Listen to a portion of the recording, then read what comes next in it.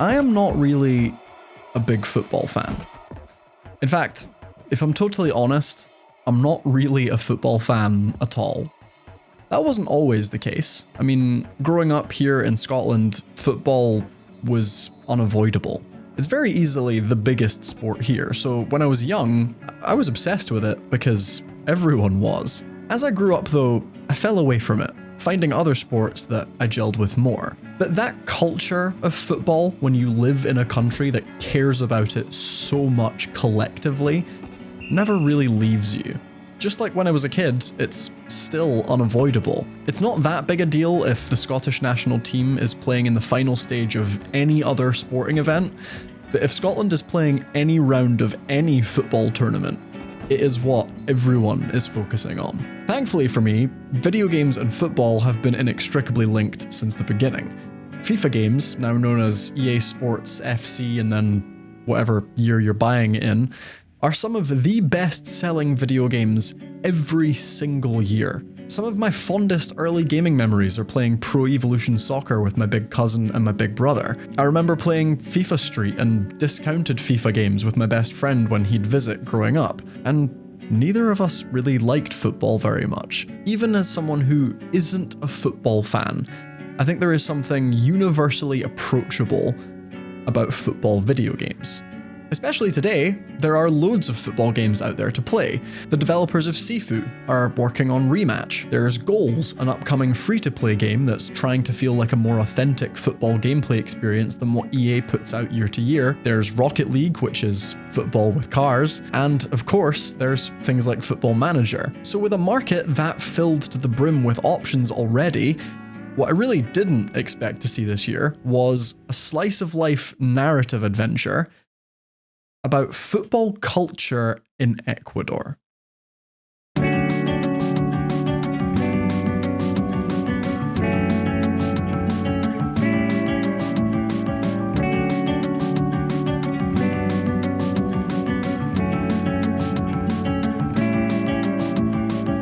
One look at this game, called Despelote, is enough to set it apart from any other football game you know.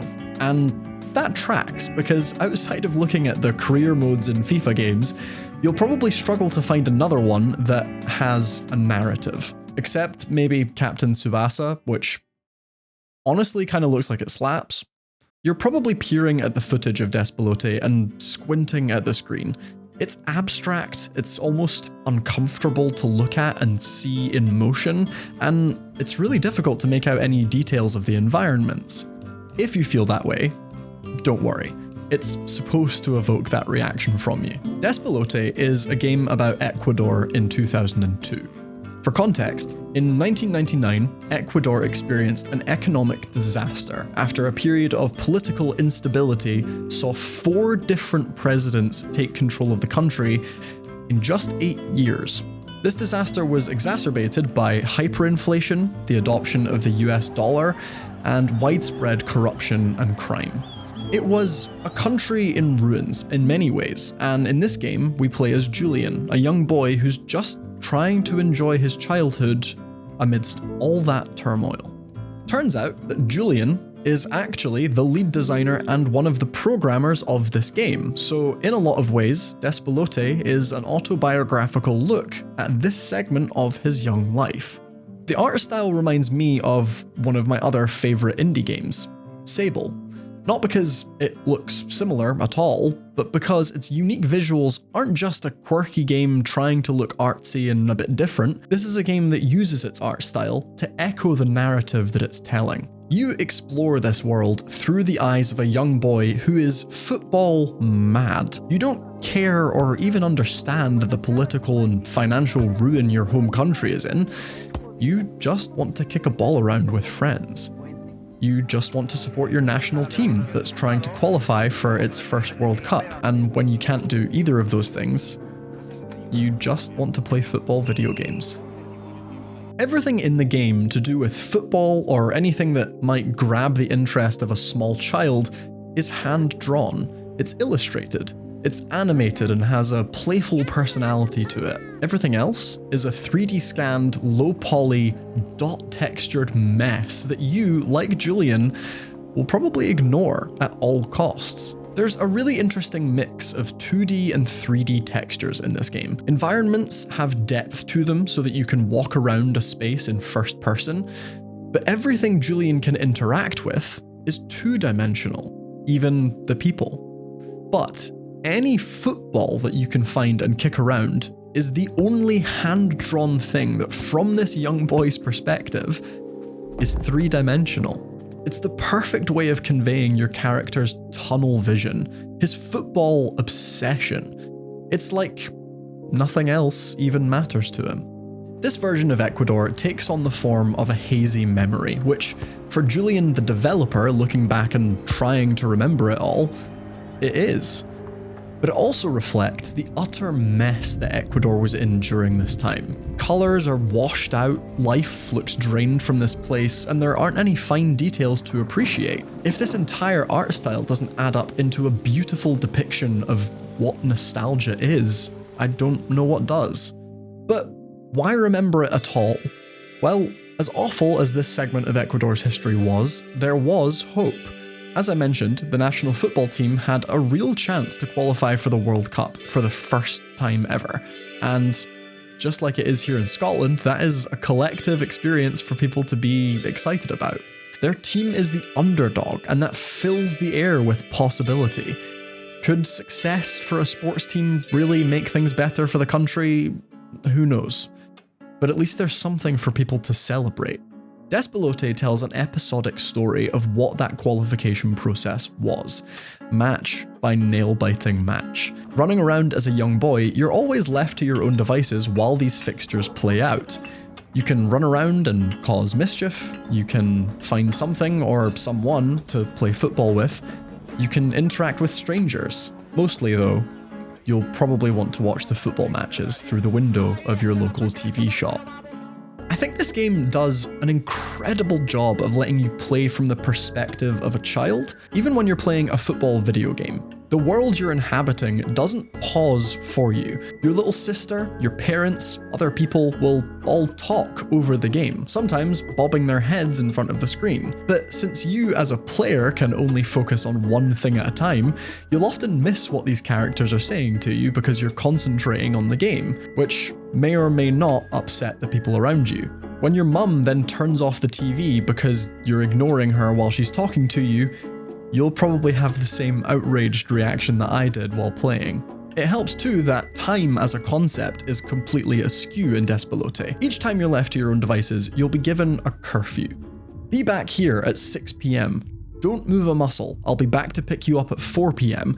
But you're an 8-year-old. You don't have a concept of 15 minutes, let alone understand that you need to be back at your house by a certain time. And yet, whoever is looking after you will scold you for not keeping to time.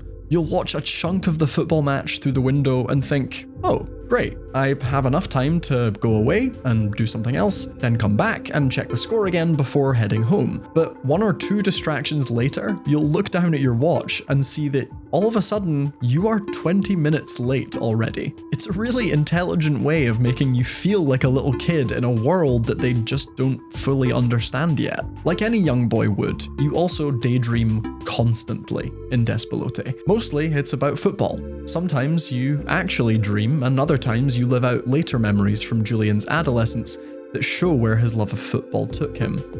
And for how abstractly visualized this version of Ecuador is, it sounds so vivid. It's authentically spoken in Spanish, and even if speech bubbles don't stay on the screen for very long, that actually fits being a child too.